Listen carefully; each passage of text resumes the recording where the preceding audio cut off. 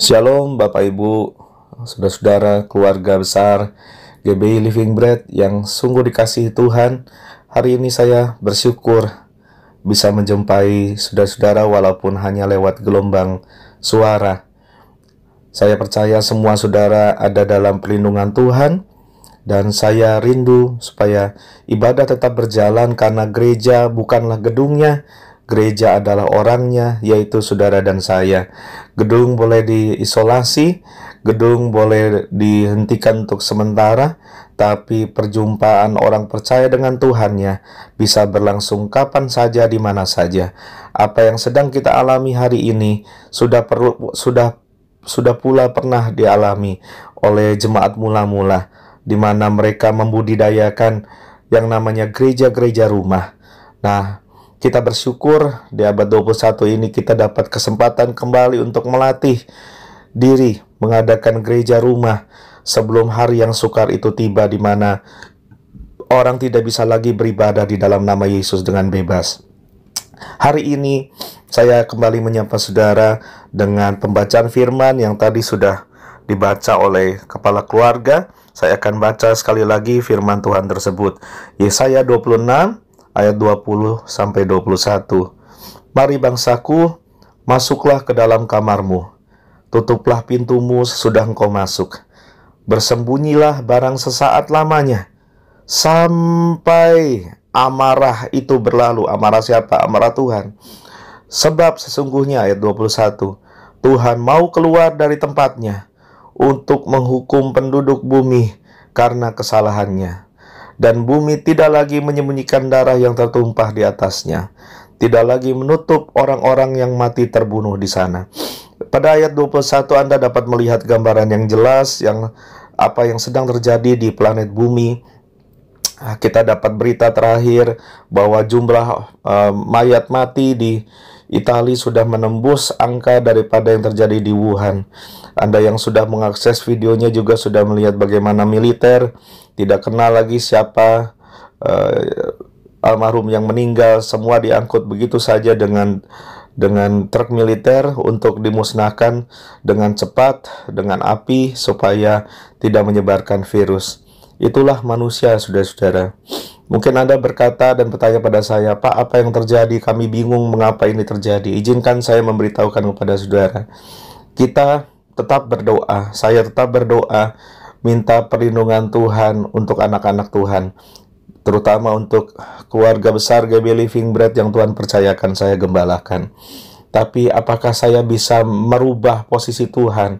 Apakah saya bisa berdoa dan abrakadabra, simsalabim seperti sihir, mengendaki apa yang saya inginkan itu terjadi? Itu bukan iman, saudara-saudara. Iman itu ada kalanya memang iman aktif, iman bergerak, seperti iman yang dipakai oleh Yesus dan murid-murid ketika memberitakan Injil. Bartimeus buta melihat, wanita pendarahan 12 tahun berhenti pendarahannya, anak Yairus yang sudah mati bangkit. Tapi iman juga ada kalanya berdiam diri menantikan ketika murka Tuhan lewat, seperti yang dialami oleh anak-anak Israel, oleh bangsa Israel di padang di dalam perbudakan Mesir pada waktu itu. Mereka tidak tahu apa yang akan terjadi besok malam. Mereka tidak tahu tulah apa yang akan menimpa besok malam. Yang mereka tahu, mereka cuma tahu satu hal, bahwa Tuhan berjanji lewat Musa bahwa orang Israel akan dilindungi. Mereka tidak perlu tahu apa yang terjadi besok. Bagi mereka semuanya serba gelap, bagi mereka semuanya serba menakutkan, bagi mereka semuanya penuh tanda tanya. Tapi iman juga bukan cuma iman aktif, tapi iman pasif. Sekalipun diam, dalam diam kita percaya bahwa Tuhan selalu memberikan yang terbaik, bahwa Tuhan selalu melakukan yang terbaik buat anak-anaknya. Dan betul saja sampai malam terakhir, saudara-saudara, ketika mereka tidak lagi tahu akan tulah apa yang akan turun, mereka cuma taat perintah Tuhan. oleskan darah anak domba di palang pintu. Lalu mereka menutup pintu dan berdiam di dalam sana, makan perjamuan Paskah, Passover, yang artinya bahwa mereka akan merayakan pada malam hari itu. Malaikat maut Tuhan akan passing over, akan melewati daripada rumah orang-orang yang sedang berdiam di hadirat Tuhan, rumah orang-orang yang ada tanda darah anak dombanya. Dan betul-betul saja terjadi ketika besok pagi menjelang, mereka mendengar teriakan dari seluruh orang Mesir. Semua yang sulung di Mesir, baik dari ternak yang sulung, sampai dari anak sulung orang paling sederhana di Mesir, sampai anak sulung daripada bahkan Firaun sendiri, semua dibinasakan Tuhan karena murkanya atas apa yang dialami oleh anak-anak Tuhan selama 400 tahun. Saudara-saudara, untuk tulah model begini, kita hanya perlu diam dan menantikan Tuhan. Adalah baik menantikan pertolongan Tuhan dengan diam, kata Alkitab. Anda tidak perlu berpikir banyak, Anda tidak perlu khawatir, Anda tidak perlu cemas. Yang Anda perlu lakukan hanya percaya saja, percaya saja. Saya kepingin saudara ngerti bahwa apa yang terjadi bukan sama sekali Tuhan tidak memberikan warning. Jika Anda sudah mengikuti pengajaran firman dari awal tahun, di awal tahun Tuhan sudah memberikan pesan jelas sekali akan tahun ini. Tahun ini tidak akan menjadi tahun yang mudah. Tahun ini tidak akan menjadi tahun yang gampang. Saya sudah sampaikan kepada saudara-saudara, khususnya jemaat GB Living Bread, 3 hal Tuhan pesankan. Yang pertama, Tuhan jelas berkata, kencangkan ikat pinggang, jangan sembarangan kasih pengeluaran uang, jangan lakukan pengeluaran-pengeluaran yang besar, jangan lakukan pengeluaran-pengeluaran yang tidak perlu. Kenapa? Karena kesulitan ekonomi yang amat besar akan melanda. Saudara, itu Tuhan sampaikan bahkan sebelum terjadi masalah corona ini. Kalau Anda ikuti berita ekonomi apa yang terjadi setelah virus ini, maka bandara-bandara terhenti.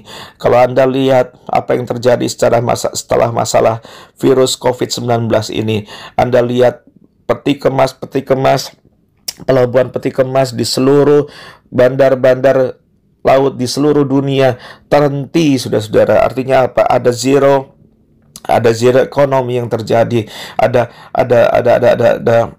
Ada transaksi ekonomi nol yang terjadi, saudara. Bahkan target-target negara-negara untuk pencapaian persentase tahunan mereka tidak dapat terkejar, apalagi Indonesia, saudara-saudara.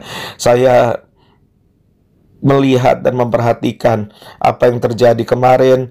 Dolar sudah menyentuh angka Rp16.000, sudah menembus. Setelah ini apa yang akan terjadi, Pak? Anda akan melihat, Bapak Ibu, IHSG sudah rontok, dolar sudah menembus 16.000. Pelemahan ekonomi di seluruh tempat, di mana-mana tempat. Kegiatan beli, kegiatan jual, kegiatan transaksi semua melemah. Dan kalau Anda melihat pusat-pusat retail, pusat perbelanjaan, semua sepi, saudara. Apa yang akan terjadi berikutnya adalah, yang saya khawatirkan, akan ada begitu banyak layoff karyawan, akan ada begitu banyak pemecatan terjadi. Dan ini kalau tidak betul-betul diatasi, maka akan terjadi social unrest, akan terjadi ketakutan, akan terjadi masalah sosial yang begitu besar. Sementara biaya hidup meninggi, pekerjaan berkurang, pemasukan berkurang. Tapi kita sudah diperingatkan Tuhan juga, saudara. Bukan hanya masalah itu akan terjadi, tapi Tuhan mengajar kita. Tuhan mengajar kita sejak awal tahun untuk kita rest in the Lord, untuk kita istirahat dalam tangan Tuhan. Saudara, seringkali ketika kita melihat kabar-kabar mengerikan, ketika kita melihat semuanya seperti diambang kehancuran, di situ iman kita diuji. Apakah kita punya roh anak Allah atau roh yatim piatu? Kenapa? Karena roh yatim piatu tidak tahu siapa yang akan memberinya makan. Kenapa? Karena roh yatim piatu tidak tahu siapa yang akan memeliharanya. Karena roh yatim piatu tidak tahu bagaimana dia akan dipelihara. Tetapi sejak Tahun lalu saudara, kita sudah belajar bersama-sama bahwa oleh Roh Allah kita berseru, ya Abah, ya Bapa, sebab kita anak-anak Allah yang tidak kenal takut. We are fearless. Kita punya Allah yang adalah Bapa kita, Dia pemelihara kita. Tuhan sudah mengajar sejak awal tahun, bukan cuma kencangkan ikat pinggang, tapi belajar untuk istirahat sama Dia, belajar untuk percaya sama Dia. Seringkali kita coba dengan cara kita, seringkali kita coba dengan kepala kita, seringkali kita coba dengan metode-metode kita, yang akhirnya adalah kekecewaan demi kekecewaan, kegagalan demi kegagalan. Tapi saya mau bilang sama saudara, inilah waktunya mencari wajah Tuhan lebih lagi. Ini waktunya naik ke tempat yang tinggi lebih lagi. Ini waktunya berharap bersandar sama Tuhan lebih lagi. Saya yakin dan percaya sama seperti anak-anak Israel yang dibebaskan Tuhan keluar dari Mesir.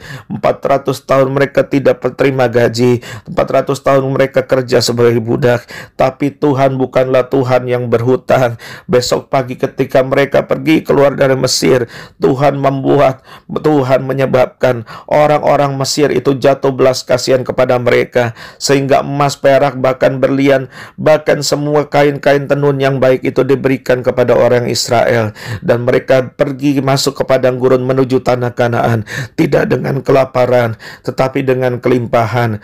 Bahkan Tuhan memelihara dengan ajaib. Pada pagi hari ada roti mana setiap hari, pada sore hari ada burung puyuh turun terbang dengan sangat rendahnya, sehingga mereka bisa makan daging setiap petang. Dan pada siang hari ketika mereka berjalan kepanasan, maka Allah berjalan di depan mereka sebagai tiang awan yang melindungi mereka dari teriknya mentari. Pada saat mereka berjalan di tengah gelapnya malam, di tengah dinginnya malam, Allah sendiri berjalan sebagai tiang api yang menerangi mereka. Saudara-saudara, itulah gambaran daripada kita orang percaya di perjanjian baru. Ini saatnya saudara-saudara, Anda mengandalkan Tuhan. Anda tidak bisa lagi main-main. Anda tidak bisa lagi jadi Kristen yang biasa-biasa. Sudah saatnya Anda berhenti jadi church members. Sudah saatnya Anda menjadi believers. Jangan cuma jadi anggota gereja, apalagi cuma anggota gereja tercatat, apalagi cuma anggota gereja yang kadang datang ibadah, kadang tidak. Kalau saudara tetap dalam keadaan seperti itu, saya jamin 100% Anda tidak akan kuat untuk menghadapi hal berikut yang akan terjadi. Sebab Tuhan juga sudah memperingatkan kita, bukan hanya untuk mengencangkan ikat pinggang, bukan hanya untuk belajar berharap beristirahat sama Tuhan, tapi Tuhan jelas peringatkan kita sejak awal tahun agar kita paksa diri kita bertumbuh dewasa, menjadi Kristen yang dewasa. Menjadi Kristen yang dewasa artinya Kristen yang mandiri, Kristen yang rohani, Kristen yang tidak perlu disuruh-suruh datang gereja, Kristen yang tahu dosis firman Tuhan, dosis iman, dosis doa yang dia butuhkan setiap hari. Bukan karena disuruh, tapi karena dia tahu apa yang dia butuh. Itu adalah Kristen-Kristen dewasa yang tangguh, yang sanggup menghadapi zaman model sukar kayak apapun. Sebab itu saudara-saudara, izinkan saya berkata kepada saudara, Matius 24 ayat 3-8. Matius 24 ayat 3-8. Izinkan saya mengutip perkataan Tuhan kita. Ketika Yesus duduk di atas bukit Zaitun, datanglah murid-muridnya kepadanya untuk bercakap-cakap sendirian dengan dia. Kata mereka, katakanlah kepada kami, bila manakah itu akan terjadi? Apakah tanda kedatanganmu dan tanda kesudahan dunia?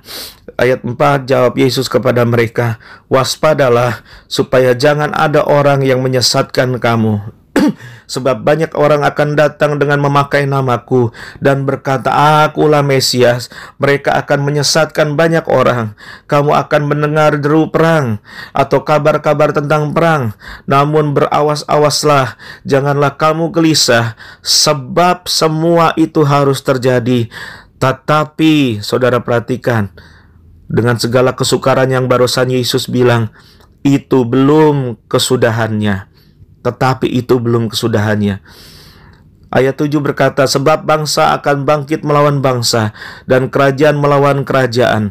Akan ada kelaparan dan gempa bumi di berbagai tempat. Akan tetapi semuanya itu barulah permulaan penderitaan menjelang zaman baru. Izinkan saya mengkoreksi sedikit ayat 7, saudara. Ada satu kata yang hilang dari teks asli pada terjemahan bahasa Indonesia ini. Bukan hanya kelaparan dan gempa bumi yang akan menjadi tandanya, tetapi di situ ada tiga kata. Limos, ada limos yaitu kelaparan, ada loimos yaitu penyakit, wabah penyakit, pestilences, dan yang terakhir ada seismos, ada gempa bumi di berbagai tempat. Mungkin Anda berkata, Pak, bukankah wabah penyakit sudah terjadi sejak zaman dahulu kala? Bukankah Black Plague sudah terjadi sejak zaman dahulu kala? Bukankah macam-macam pandemi flu sudah terjadi sejak zaman dahulu kala? Betul sekali, saudara-saudara, bahwa apa yang terjadi belum pernah ada yang terjadi baru. Tetapi Anda mesti melihat intensitasnya, tetapi Anda mesti melihat kualitasnya, bahwa tidak pernah ada wabah penyakit melanda dengan cepat di seluruh benua bumi dalam waktu amat singkat dan memakan korban nyawa begitu besar. Kalau Anda berkata dengan Black Plague yang memakan korban sepertiga warga dunia, bukan sepertiga warga dunia. Sejarah mencatat hanya orang Eropa saja. Kalau Anda bicara pandemi flu atau apapun, itu tidak pernah terjadi global, saudara-saudara. Anda bandingkan apa yang terjadi dengan MERS, dengan SARS, tidak pernah separah ini, saudara. Tapi ini akan terus meningkat menjelang kedatangan Tuhan. Ada tiga hal: kelaparan. Kenapa kelaparan? Karena sumber daya makanan akan makin kurang di mana-mana. Kenapa? Yang berikutnya adalah wabah penyakit yang menyerang dengan global, seluruh dunia dengan sangat cepat. Penyebaran terjadi dan ini tidak dapat dihentikan. Dan yang ketiga adalah gempa bumi. Akan tetapi, Kristus tidak menghentikan kalimatnya di situ. Akan tetapi, pada ayat 8 Matius 24, Yesus berkata, itu semua barulah permulaan. Permulaan apa, saudara? Permulaan penderitaan menjelang zaman baru, menjelang segala sesuatu yang Tuhan akan jadikan baru, langit baru, bumi baru. Maka permulaan penderitaan ini akan dialami oleh seluruh penduduk bumi, baik orang Kristen maupun non-Kristen. Itu sebabnya saya mau bilang sama saudara-saudara, kalau Anda tetap berpikir bahwa just go about business as usual, tetap jadi orang Kristen normal-normal saja seperti yang kemarin-kemarin, Anda sudah lihat bagaimana virus COVID-19 sudah menghentikan kenormalan hidup saudara. Saudara sudah dirampas dari kenormalan hidup, di mana saudara biasa bisa beraktivitas normal, berkantor normal, nongkrong di kafe normal, jalan-jalan normal, bisa senang-senang normal. Tetapi semua normalitas itu terhenti sama sekali. Betul-betul normalitas itu dirusak sama sekali. Dengan kata lain, saya mau bilang sudah tidak saatnya lagi Anda menjadi orang Kristen yang normal-normal. Sudah saatnya Anda menjadi orang Kristen yang tangguh. Sudah saatnya Anda menjadi orang Kristen yang dewasa. Berhenti jadi orang Kristen yang biasa-biasa. Berhenti jadi orang Kristen cuma mingguan. Berhenti jadi orang Kristen cuma member gereja. Saatnya Anda betul-betul jadi murid Kristus. Saatnya Anda bertumbuh jadi umat yang layak. Saatnya Anda bertumbuh menjadi mempelai, sebab mempelai akan segera datang. Orang yang tertidur, orang yang biasa-biasa tidak akan sanggup menghadapi keadaan yang akan makin sukar.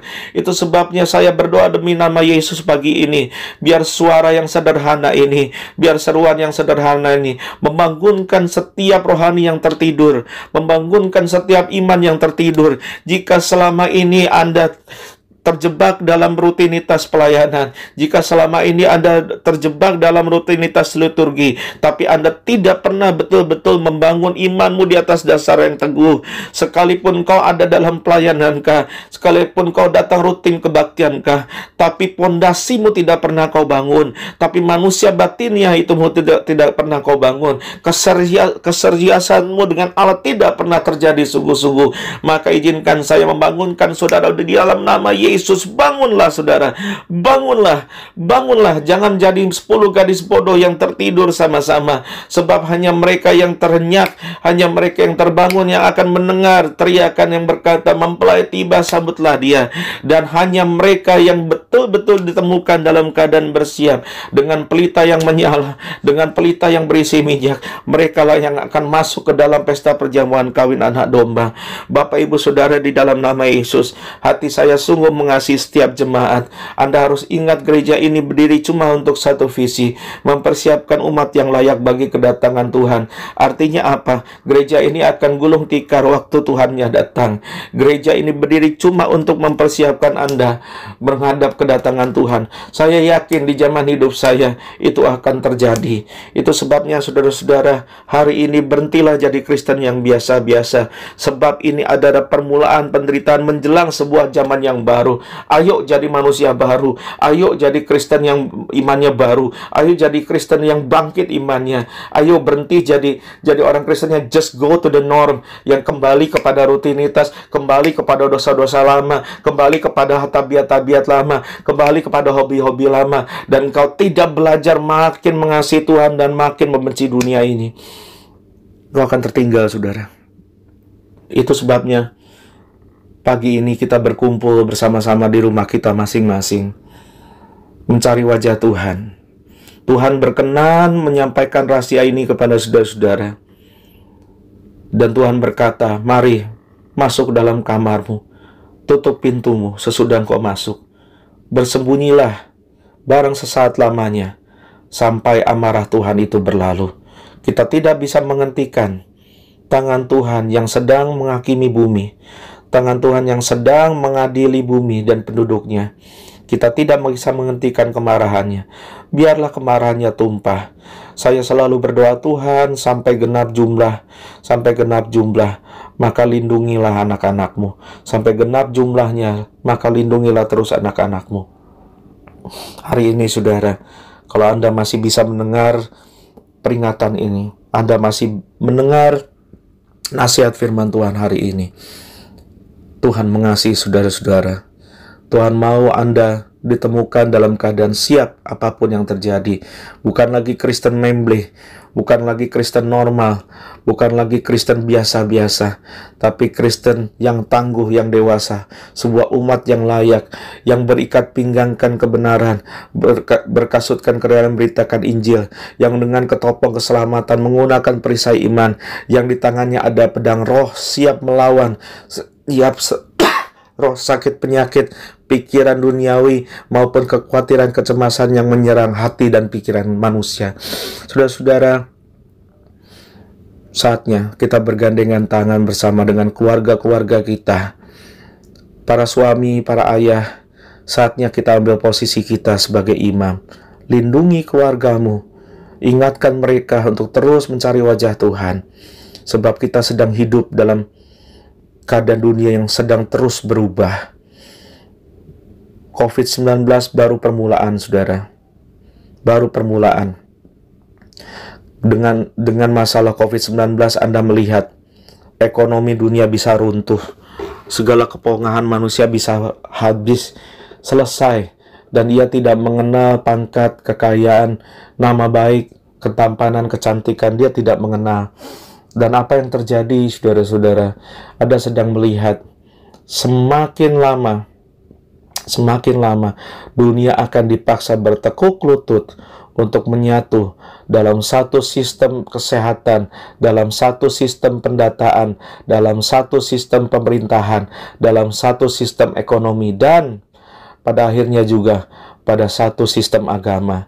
Apa yang Alkitab sudah nubuatkan ribuan tahun lalu, kita sedang melihat terjadi di depan mata kita.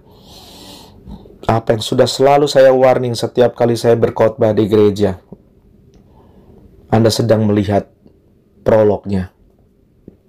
Selamat mempersiapkan diri. Pertolongan kita datang dalam nama Tuhan yang menjadikan langit dan bumi. Jangan putus asa, angkatlah wajahmu, kata firman. Sebab pertolongan kita datang dalam nama Tuhan. Haleluya. Bapa, dalam nama Yesus kami sudah mendengar firman-Mu pagi ini. Kami menikmati akan kesempatan Tuhan beri. Kami bisa beribadah keluarga di rumah masing-masing. Kami bersyukur buat perlindungan Tuhan, pemeliharaan Tuhan, buat kesehatan Tuhan yang Tuhan beri pada umat-Mu sampai saat ini. Tuhan, kami bersyukur apapun keadaan kami, sebab kami tahu langit dan bumi ini pasti berlalu, tetapi Engkau dan firman-Mu tidak. Sebab itu kami ingin tinggal dekat dengan-Mu selalu. Sebab apapun yang terjadi dengan langit dan bumi yang sekarang tidak akan menjadi masalah asal kami ada di pelukan Allah. Terima kasih Bapa. Kami umat yang layak siap menyambut, menyongsong kapanpun kedatangan Yerusalem baru itu. Dan sisa umur kami ini Tuhan ajar kami hidup menjadi saksi yang tangguh, menjadi Kristen yang benar lurus, menjadi Kristen yang betul-betul dewasa, bukan lagi Kristen anak-anak. Ajar kami punya kepekaan rohani, melihat apa yang sedang terjadi di kanan kiri kami, di sekitar dunia kami, supaya kami tidak buta rohani dan tidak tahu menahu apa yang sedang terjadi, tetapi mata kami melihat bahwa ini adalah hari-hari terakhir dari planet bumi.